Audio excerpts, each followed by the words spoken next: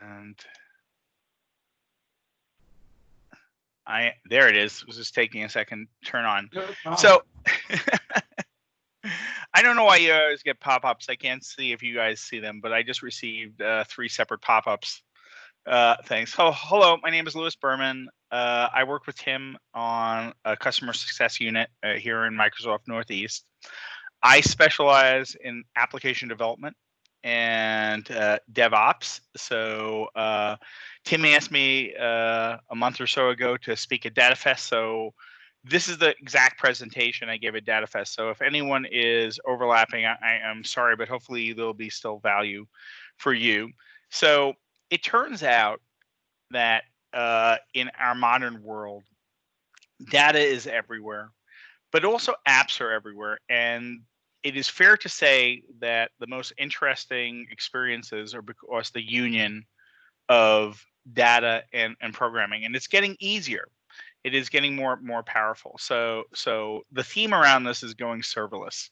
Serverless is a term that we use, which is a complete misnomer, but it's become the industry term. And the whole idea is that serverless is basically services that you don't have to manage the server yourself. And whether it be databases, as you're familiar with, or Azure Functions, I'm going to show you, whether it be alerting, whether it be, rendering pictures, whatever, or AI.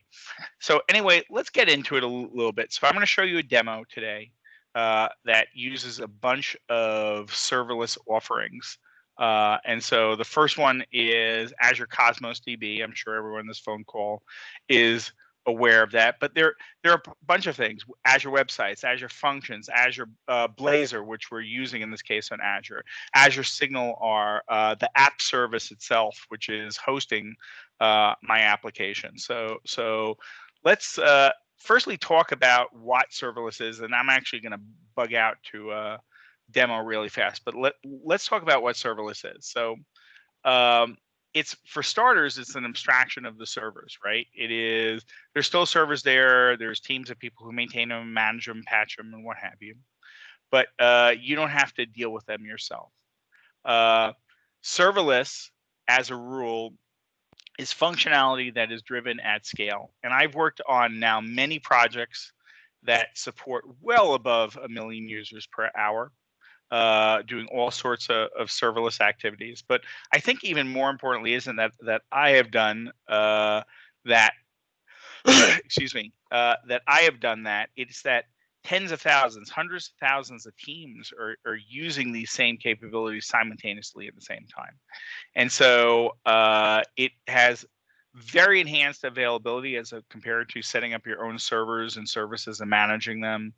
It's just faster in many ways because you get to have hyper-tuned out of the box. And one of the things I talk about a lot is this whole notion of composability, where you take the best parts from many different services and put them all together to come up with your particular solution. Well, the parts that you compose generally are better tuned than you could tune them yourselves. So that means you have more responsive applications through serverless generally. And finally, not every app is utilized the exact same sort of way. It is so. For instance, I have maybe a dozen or so websites, and unfortunately, none of them are hit by millions of users. Some of them are not hit more than once or twice a day. So using serverless, I get to have that functionality and not be charged for anything except the sub-second when it's being used. I have websites that literally, cost maybe 10 cents a month, but they're functional and they're used by a couple hundred uses, and I find that great. I'm spacing out a little bit because there is transcription going on live over here, and every time I say a number, it doesn't write it as the text of the number, but it writes it as the physical number. Like 1,000 will show a number, and as opposed to 1,000. So messing with my head, excuse me. So anyway, serverless, you can think of it as traditional apps were monolithic. They're big, chunky apps that have, a data layer in them, user presentation, maybe business rules and what have you. In a serverless world, we break things down into loosely coupled components. And this confers a whole bunch of advantages. Firstly, it allows you to work on, evolve, maintain, test, and distribute and deploy each of those functions, each of those loosely coupled components, I should say, separately. So this allows you to take advantage of DevOps. And DevOps, it really isn't our topic today, but it is. You should think of DevOps as the secret sauce that is behind all of our modern companies that are really excelling at getting lots and lots of functionality and value out to your customer over a short unit of time.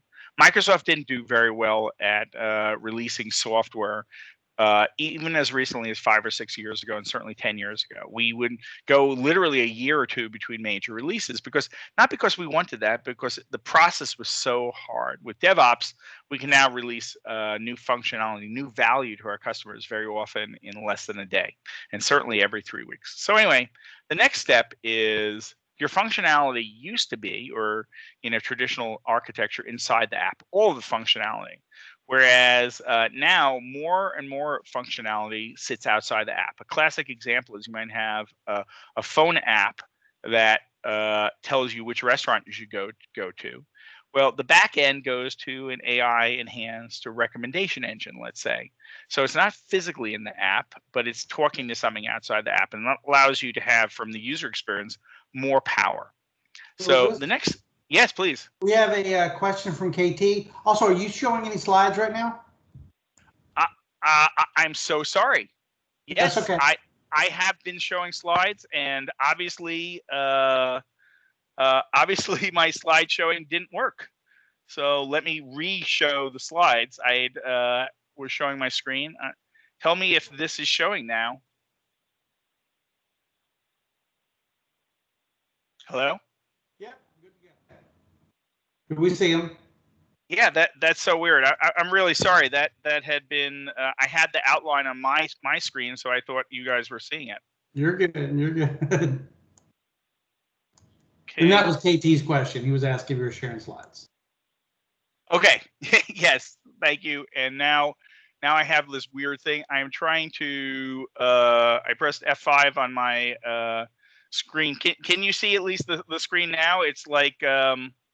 It's like almost like compatibility.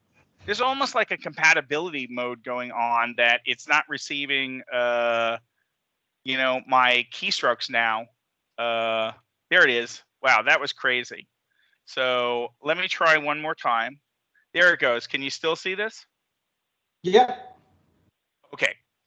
So anyway, traditionally, you would have a complex framework, lots of code, lots of functionality all together in one spot in one way.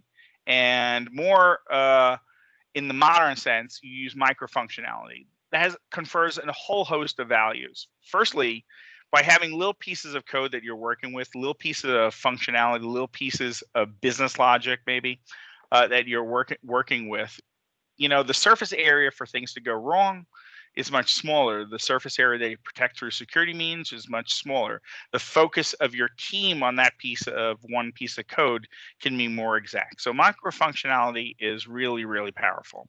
So the benefits are simple. You ship faster, it's reduced DevOps, and you have a better focus on business logic. So let's go actually and look at a modern serverless application. So I wrote this. It's called Fly Cosmos. Tim will share firstly this deck, and then also the link to this piece of code. Fly Cosmos has 5 pieces. It has a backend server, which is someone's kid is making. Oh, I'm sorry. My bad. Yeah. So anyway. There is, in this case, a backend which receives updates about changes in flights and then publishes them to a website using a technology called SignalR. There's another app called Updater, which is just pretending to be like a flight bureau publishing flight changes. There is the Blazor app that is going to show what is happening, and that has the Blazor server and the Blazor client. We'll talk about that. And then we have a shared piece of data around this. So let me just run this. Oops. It's just not my day today. It is, hold on a second. I'm going to go to set startup, start, and here it goes. I don't know why that didn't start before.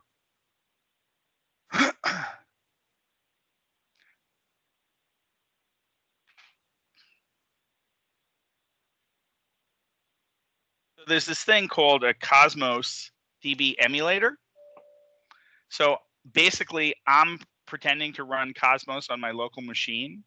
When I do that, let me just make sure that that is up and running.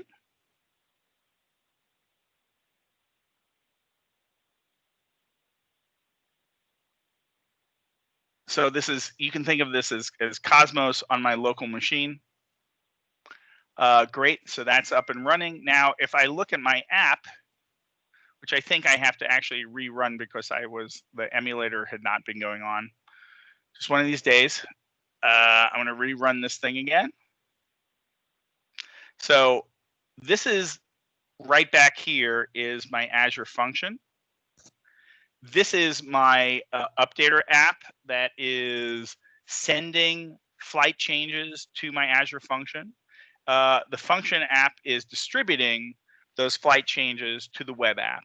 And then you'll notice that, like, for instance, the price is going to change periodically as new updates happen. You know, I probably should have bolded that just to make it a little easier to see price changes. But the point is, this is a very, very loosely coupled app, right? It has 5 separate pieces that could be managed by 5 separate teams.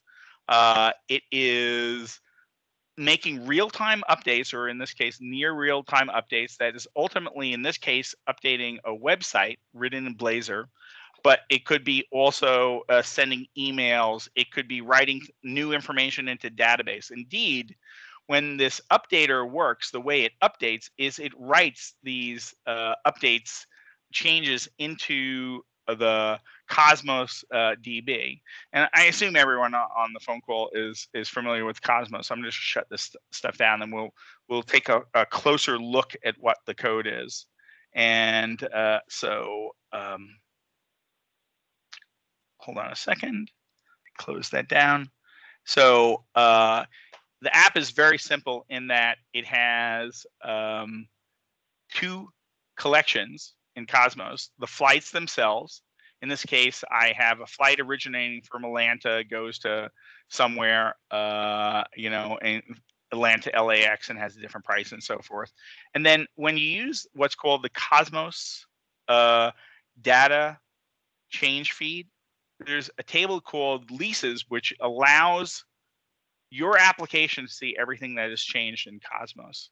And it's really, really, really powerful. You don't need to even use it like we're using it for real-time applications. But if you want to have a reactive app that basically said, something changed in Cosmos, and maybe I want to kick off a stored procedure, or something changed in Cosmos, and I want to put something on a messaging, application, what have you.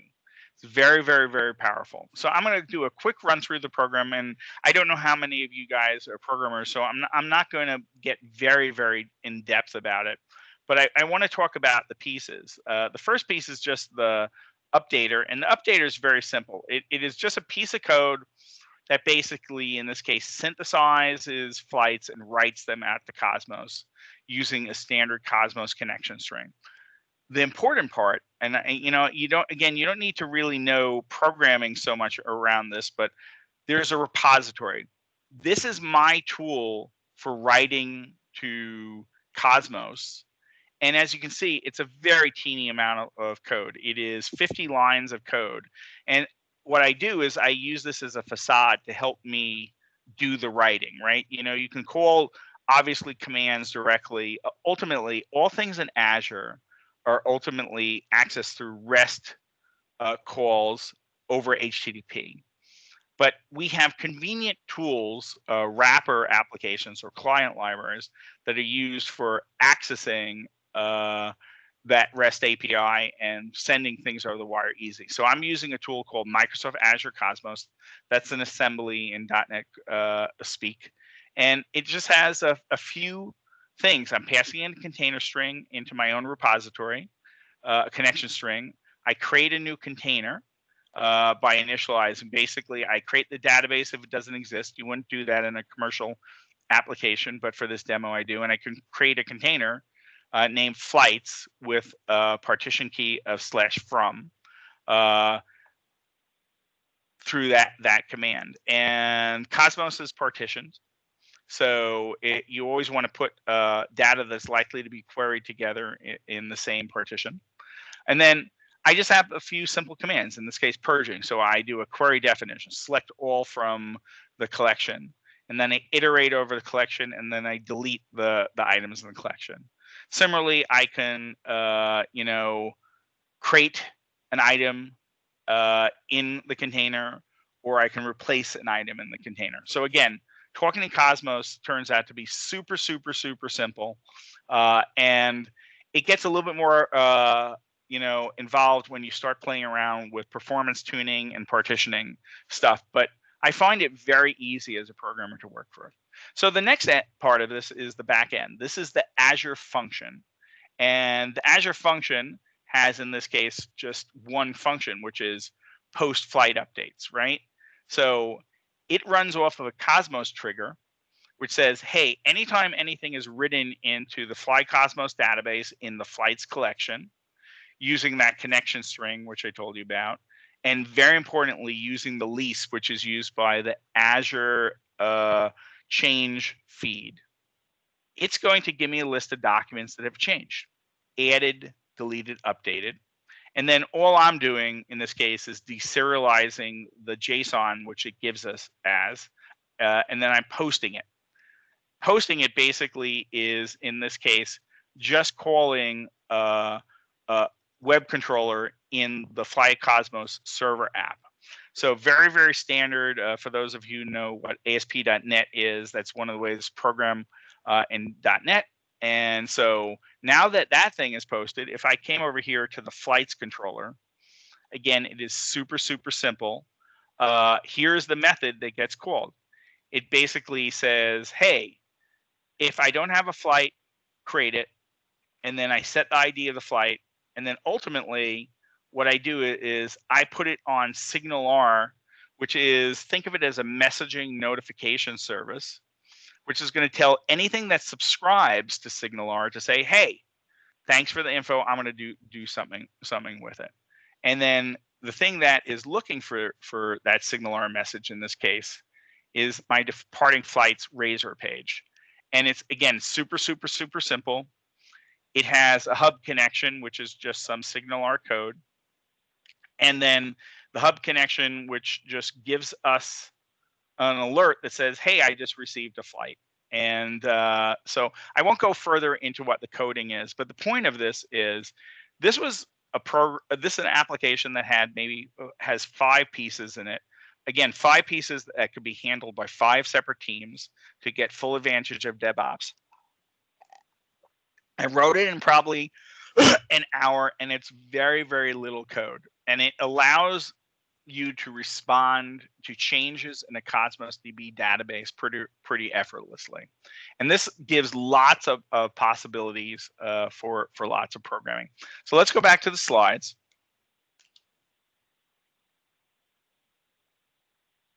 I am going back to slides, I swear I am.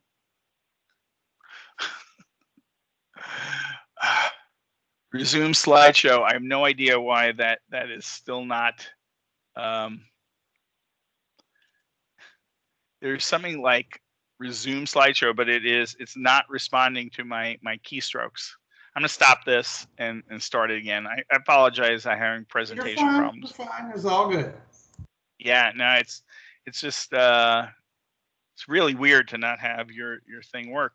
So anyway, we're at the beginning of the application. So I mean the presentation. So again, the benefits are ship faster, It reduces DevOps and allows you to focus on business logic. So here are some signs that a serverless pattern might be useful for a given scenario. Firstly, if you want to do stateless at scale, you just want to have applications that service thousands, tens of thousands, millions of people. Serverless is great for that. Maybe it's not worth deploying a traditional backend, setting up a web server and going through the problems of getting it through your IT department and configuring things, right? So workload that is sporadic. It could be very high workload, very low workload, but it doesn't necessarily have to be there all the time. That's a good sign, So I used to work for Anheuser-Busch, and one of the things that we did was the Super Bowl. And so it turns out that we had to, for one day a year, we had to have thousands of servers around, which we were paying for. And we had to, of course, maintain those things and everything, even though they weren't being used other times of the year. And so serverless allows you to have events and service events like that without having to own lots of hardware. And it's very easy to set up for. And of course, DevOps is favored versus dedicated ops. And so serverless just works very naturally in modern development styles. And then lots of different services that involved in need glue. In other words, pieces that interact with each other. So a classic example is, Azure has its cognitive services. And let's say you wanted to use the form recognizer, right? Well, it turns out there's a relatively straightforward way to do it, but it's not as straightforward as you might think. And so very often, it'd be great if a developer like me would put a tiny little facade around that cognitive service. And then from you, the consumer, would literally have to maybe make like one web service call. So serverless allows you to make the pieces very, very easy to work with, so that even your co-team members have an easier job. So I'm going to go through a whole bunch of scenarios for serverless where this might be good. So a timer-based processing, every 15 minutes you need to, let's say, find and clean invalid data. In this case, using a function app. Serverless is perfect for that. And then it yields a clean table in this particular case. And remember when we looked in the function app, it was very, very few lines of code. Setting up a timer uses 4 lines of code. And then a trigger, let's say you could say, in a timer, I want to be able to access Cosmos or blob storage and then do something with it. It's trivially easy. The next thing is there might be event processing. So SignalR was an example of event processing. In this example, they're saying a file has been added to blob storage. Very common. We work with clients. Personally, I've worked with clients that have petabyte scale blob stores. And so it turns out having big management programs around those are hard, right? You want to just be able to, you want to be able to work on the very atomic level. A blob has been added, I want to do something. You don't want to have to work on collections of blobs or collections of containers or other bigger things. So a file gets added to blob storage. Again, another function app in this case. And we're going to talk about other things besides function apps. So this is not purely a function app thing. But a function app will sense that blob. It takes the CSV and turns it into a database. Maybe it writes it in SQL data. And then that data is available now to be looked at through Power BI, right? So SAS event processing, right? An Excel file has been saved somewhere on OneDrive in this case. You're going to analyze it with Microsoft Graph, and then you're going to create charts and maybe packages. So we do this a lot. I was working with a real estate company that did this to put together perspectives. And what was great about it is the way they worked it was that, they looked for 5 separate files to be dropped off in 2 different locations, and nothing happened until all 5 files showed up. But if the 5 files did not show up before, I think it was 3 hours, within 3 hours of whichever the first one came up, if the last one didn't come in 5 hours, eventing would come out and people would be notified to escalate the thing. Very, very easy stuff to do. using serverless. So web application, a web page calls a webhook, right? So your web page needs some extra info from somewhere. Well, in this case, serverless could create ads based on the user profile, and then the page then displays the completed info. This is very, very, very useful for melding lots and lots of disparate pieces together. And this also is real important method for when you have application architectures that span different clouds, and you maybe even on-prem stuff. Your old application emits messages, consumes messages. So very, very, very powerful with very little coding or effort. So mobile. Serverless is just a natural for supporting mobile backends. In this case, producing scaled images, and then real-time stream processing. IoT or other events happen. They get grouped together. In this case, using stream analytics, which I think in this example they're saying there's windowing being done. Grab me the data that happened over 10 seconds, 20 seconds, whatever, and transform that unstructured data into structured data and store it in SQL. So again, all this stuff is dead simple to make. Real-time bot messaging, right? Chat bot talks to a function, which then talks to Cortana Analytics, gets some information, and talks back to the chat bot to send a response. So glue being very, very, very important. So again, we've been talking about a lot about functions, but I think this next thing is going to talk about logic apps. Logic apps and Power Apps is another example of this, are pieces of functionality that you can bite off in little chunks. So in this case, they're showing an integration example. So a call happens to hit an API layer.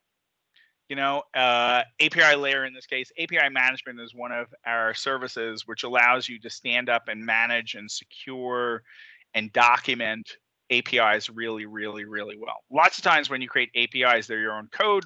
They sit back on the intranet, or they have private access in the Azure cloud. API management allows you in a very standardized way to reveal all those APIs in a standardized sort of way. So in this case, a call comes in the API layer. It gets posted to a logic app, in this case, an invoice. And then another logic app. You can think of these literally as separate microservices. They may or may not work together depending on how you set that up. It grabs the raw file, then it uses a function to convert that raw file to JSON. Then it uses another logic app to store it in a database. And then a separate call from the API layer could call a function app, which then calls the database to get some information to return some status. So when you're making modern microservices, you always end up with charts with lots of pieces intercommunicating with each other. It's the central metaphor of things. So how do you get started in this, right? And so the obvious idea is to start small. Replace one API or background processing item. I've talked to lots of people who talk and say, hey, I want to be all modern. Let's, create our new WizWeb fapped up, sort of major website and process with everything serverless. And I always advise against it. Start small. Not only is it going to give you a shorter time to your first success, but it's the right way to do it. Serverless apps, by their very nature, are compositional. You make the pieces, you pull them together, you enhance the pieces, and then you enhance their coming together over time. So integration is a great place to introduce serverless because it adds a new layer on top of old layers, right? So whether by using a tool like APIM or whether by using Azure Functions, maybe through an HTTP trigger, or what have you, it's a great place to start introducing serverless because it allows you to gradually move your old apps onto newer technology. And then have fun with it. Build something that makes your life easier. And it's because it's so much faster and easier to make some of these apps, yet they still perform vital, important functionality. It's easier to just take on projects that are microservices as opposed to big boil the ocean sort of projects. So anyway, there's lots of components. These are only some of them. Azure Functions is all about developer productivity. It works off of triggers and bindings. So you put a blob into blob storage. A trigger will tell a function, hey, here's a blob. Or as we did in my demo, we had Cosmos, trigger kick something off. Here it was. You have lots of flexible deployment functions. You can deploy functions in our own consumption-based, management. That means you only use what you need. You could deploy it on your own servers. You can deploy it on VMs, and quite frankly, you can deploy it in AWS or anywhere else, right? Functions are a way of programming, and then we try through Azure Functions to make not only that way of programming great, but the way of deployment and management great. But there's also logic apps. Logic apps use a visual metaphor instead of functions, which is a programmatic metaphor. It has 300 connectors, and I'll show you in a page to connect to databases, to SaaS providers, logic, what have you. And it's all about orchestration. Do A and B, see if you should do C or D, escalate, to E, what have you. Event Grid is another major piece of glue. Event Grid is our premier technology that allows you to share events in a service grid style, publish and subscribe methodology across your entire enterprise and beyond. And they're dead simple to work with. And so they're nearly real time. They are not only things that you plug into your own applications and custom logic, but they're plugged into a whole mess of things in Azure. For instance, if you wanted to see in a special security application, let's say, you wanted to see if anyone changed, some of your assets within the Azure Resource Group, you could receive events through Event Grid. So those are three big things. Those are the platform, if you will, and they address database and storage security, IoT, analytics, intelligence, and a lot more. On the other side is the development tools that you use along with this. So there's a ton of IDE support, most notably through Visual Studio and Visual Studio Code for developing Azure Functions. There's integrated DevOps in Azure DevOps and the Azure portal, make it really, really easy. Most of this has a local development experience so that you can develop it on your own machine and not have to have the cloud. There's deep integration for monitoring and logging that is in the cloud based upon Azure Monitor and Azure App Insights. And then it turns out that functions through the Azure Functions platform, if you run it in the Azure cloud, also allows you to have a visual debugging history to see what worked, what didn't work, and then let you do very deep introspection. So, again, the scenarios, anything that responds to events, real-time stream processing, timer-based processing, mobile backends, real-time bot processing, total natural for working, serverless. So Azure Functions, of course, is they're serverless in the best sense of the word. I also should mention that, the program I showed you today was a .NET Core application in C#, but there's lots of ways to work with Azure Functions. And so Node, PHP, F#, PowerShell, even, and I've seen some people do some effective functions that are really running batch scripts. So you can bind these into just a ton of services, whether it's the Azure Service Bus or the Azure Event Hub, or I keep meaning to change that from Azure DB to the original name of Cosmos. But you can also connect into things like Twilio and Box and OneDrive and Dropbox and SendGrid, which sends emails. So there's just a ton of interoperability. Again, the whole notion is events happen. You react to timers, HTTP, or events from your favorite Azure service. You run some code in a function, in this case, C#, F#, JavaScript, TypeScript, Java, Python, PowerShell, and there's more, batch also. And then outputs happen, right? Writing to databases, sending other messages, what have you. And then they can be hosted anywhere. Again, like I said, you can host them in the cloud, on your prem, even in different clouds. And it's literally the same code.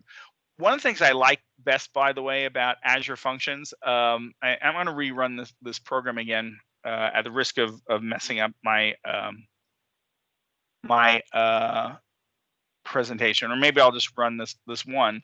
I'm running Azure function, the Fly Cosmos backend here. This code that is running is literally, and I don't mean metaphorically, I mean literally the same byte for byte code that is running in the cloud. So that's pretty powerful.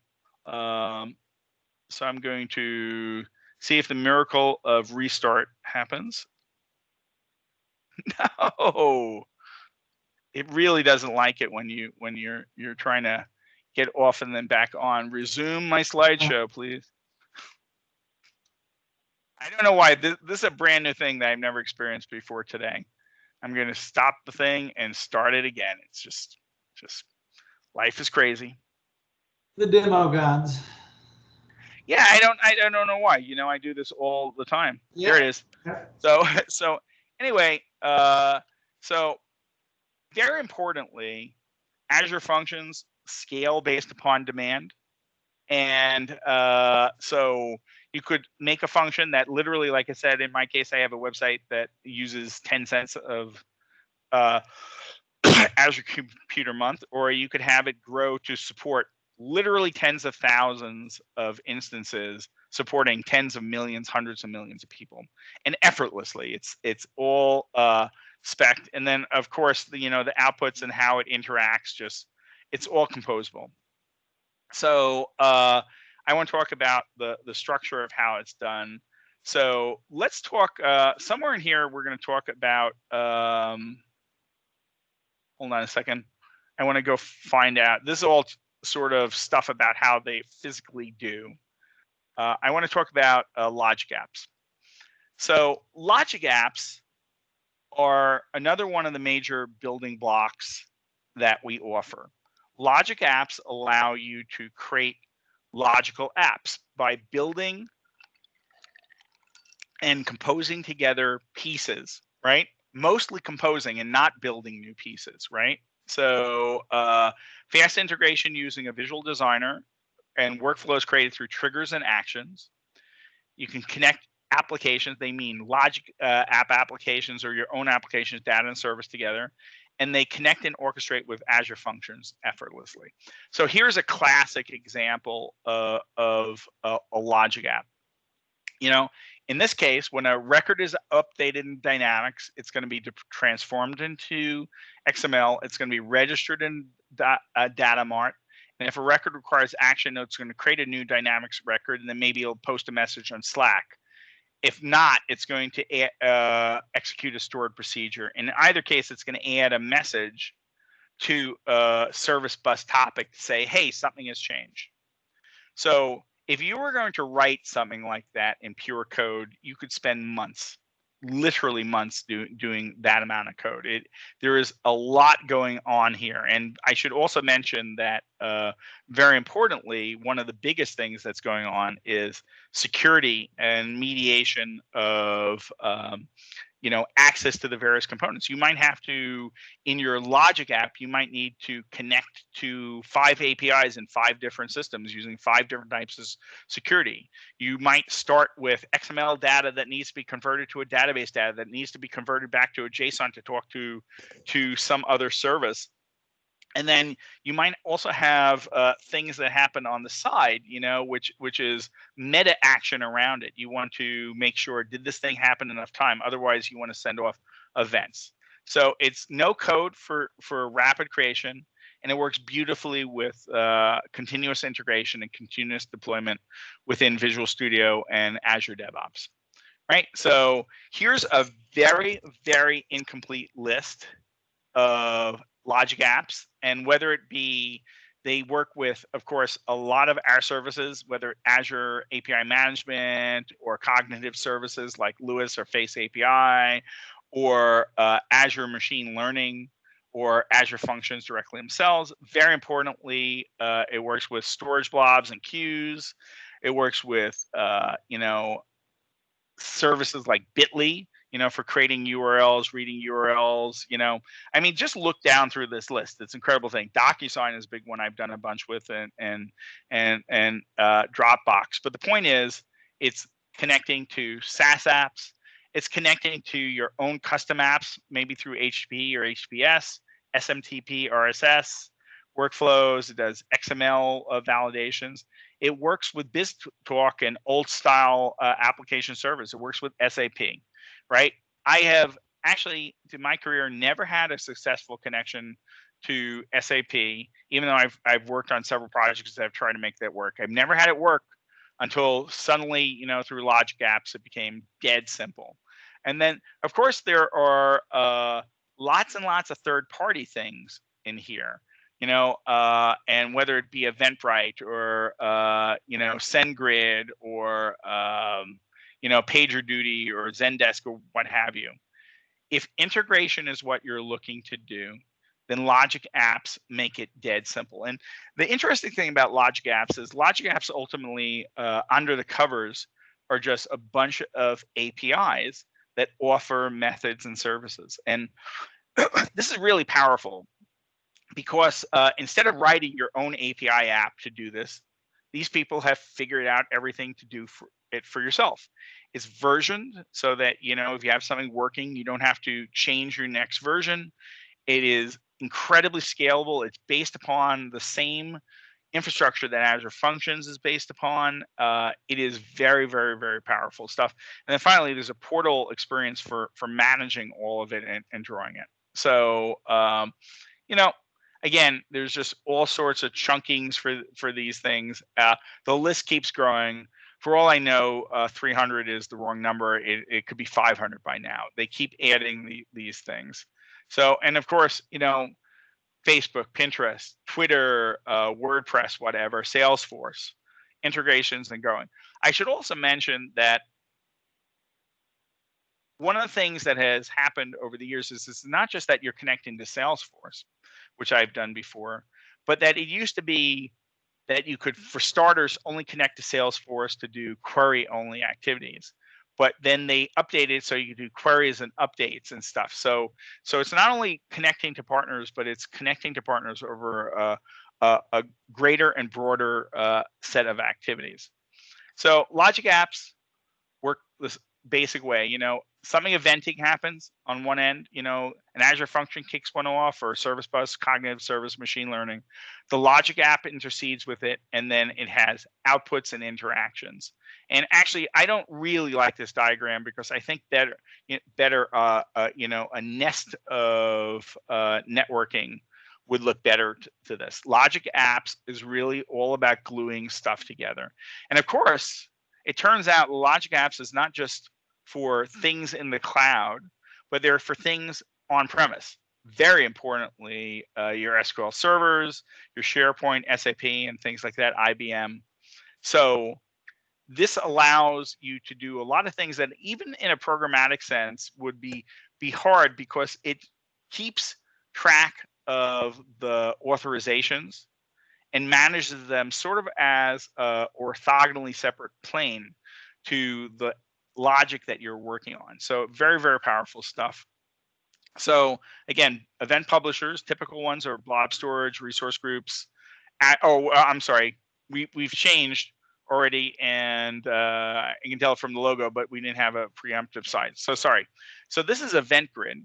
EventGrid is another example of technology that we use to pull things together and to meld everything together. EventGrid lives underneath Logic Apps. It's used extensively. So events could be blob storage. Resource groups are a big one. We use this for security all the time. If something's been changed in Azure, we want to know about it. It happens through EventGrid. Same for your Azure subscriptions. Event hubs, which is more programmatic style and more custom style of eventing. And then custom events that you emit. And then, of course, all sorts of things, whether it be Azure automation or webhooks, HTTP hooks, essentially into applications, or Logic Apps or Azure Functions. EventGrid makes that super, super simple. So it's very easy to set up. That is literally the entire configuration experience, that one page.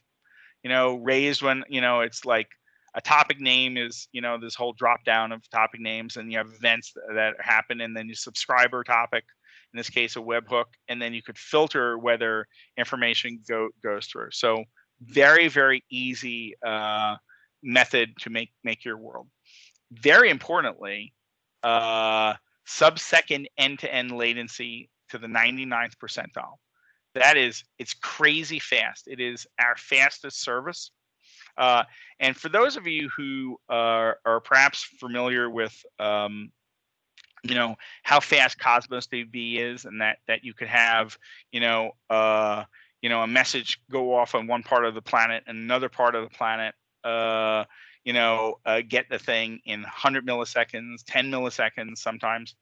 The speed of Event Grid is the thing that powers that, the underlying technology for that. So events can be very, very fast. They're not true real time. We can't subvert physics, but there's no question it's near real time. And then there is massive scale. This slide is actually wrong. It is, when we say 10 million events per second per region, it is not that. It is much more than that. It is hundreds of millions of events per second per region, and we have more regions. So, and these events are not just the event itself, hey, something happened, and then get the data. There's the event, and there's event information adopted with that. And then they're very highly reliable. And so there's a whole retry methodology for backup of events that are not delivered. And then also there's dead letterboxing, so that if an event happened and you wanted to be notified that it did not get delivered for whatever reason, then you could go look to see what events didn't get delivered, which allows you to create entirely highly reliable systems. When you're putting systems together, this is one of the bugaboos about it. When you're composing applications, obviously the pieces that you're talking to all have to be up and responding. And if they're not up and responding, then they need to be able to be responding after some period of time. What's called a promise. Event Grid allows you to deal with that particularly elegantly. And as things can be down. It could be you could be doing a logic app to an on-prem resource which is just not available, as an example. So this functionality helps make sure that things just don't go off in the ether and never be heard again from. So there's just a ton of publishers, blob storage, resource groups, subscriptions, event hubs, custom events, like we said, and then anything like an Azure Function app, Logic app, Power Apps is not on here, Azure automations, webhooks, what have you, can subscribe to events and does it very, very easily. Oh, and I list a whole mess of other functions, publishers and subscribers. So again, all the stuff is about building apps faster, right, through composability. But I'm going to make the case and suggest that it's really about building apps better. It's about figuring out how to decompose your problems into little bits, which allows you to, really, really, really work on them in the most modern, accelerated, risk-free format possible. So I would very much recommend you look at functions and logic apps and Event Grid. And of course, the Cosmos DB change feed, I think, is going to be a big one for you guys. To learn more, go to azure.com. It's serverless. And then I have in this deck, and Tim will share this with you, but I have a bunch of resources about the Cosmos DB change feed, Azure Functions themselves, Blazor. We didn't really talk a lot about Blazor, but Blazor is sort of a revolution in front-end applications. Basically, Blazor allows you to write front-end single-page responsive applications using C# and Razor syntax. Instead of having to previously write web pages where you would use JavaScript or TypeScript and then jQuery, and maybe on the back end you'd use Node, and maybe for your service you'd use C#. It allows you to coalesce everything into C#. So it's pretty powerful stuff. And then all the source code for Fly Cosmos is available. the repo. I have some information on real-time ASP.NET with SingleR. And please feel free to reach out to me, lberman@microsoft.com, for any questions. And with that, I'm going to open it up for any questions.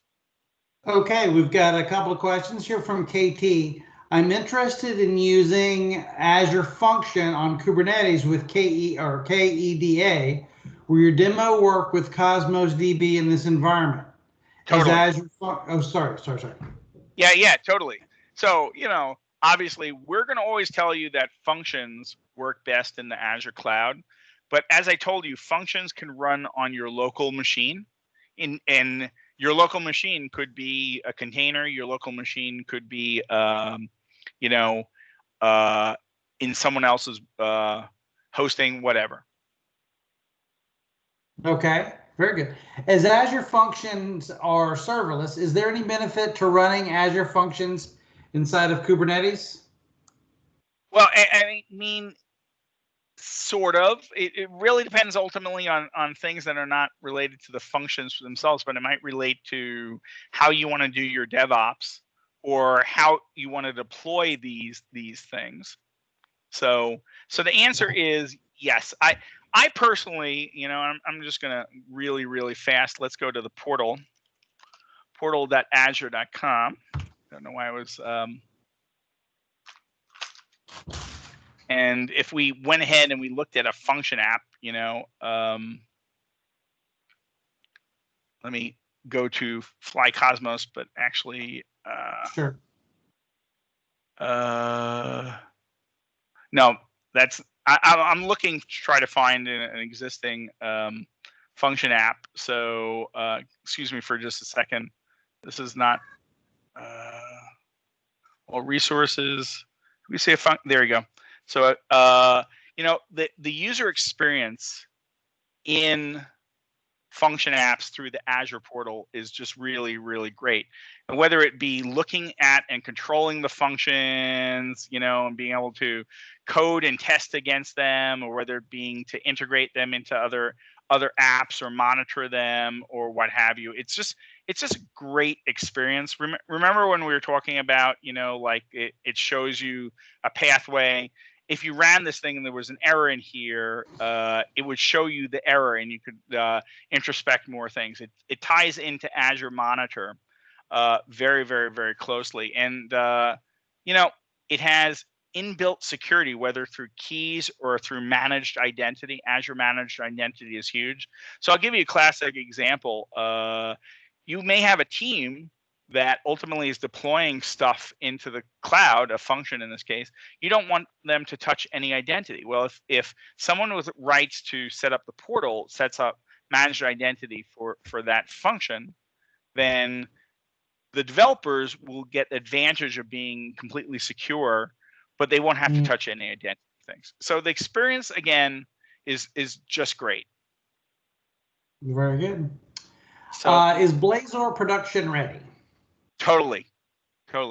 Yeah. So, and not only is Blazor production ready, there's two types of Blazor. There is Blazor server side, which has been out for, I don't know how long it's been out. It's been out for maybe 7 or 8 months. And then Blazor WebAssembly, which was released in build in May. Both are ready. Both are being used in thousands of sites right now. And it's super easy to work in Blazor. And one of the things I love about Blazor, and we'll just look real fast at this Blazor app that I worked on. So this is, I'm doing a traditional Blazor right here, a server-side Blazor, so it has a server app and client app. But if you look at the page itself, there's an immense amount going on in very little code. It's every piece is a component. So the page responds to departing flights. I use C#. Basically, I'm using an assembly called Fly Cosmos. I can inject things in like a navigation manager in HTTP. And then it uses Razor syntax, with anyone who does ASP.NET will be familiar with. The code, though, is a tiny bit of code, right? C# code. They'll be familiar with anyone who's done things. So not only is it work great, but the whole experience of it is great. And as you know, if people are familiar with things and feel comfortable, they're going to produce better results. Let's see. To develop Azure Functions, to develop Azure Function apps, is Visual Studio better than Visual Studio Code? I see you use Visual Studio.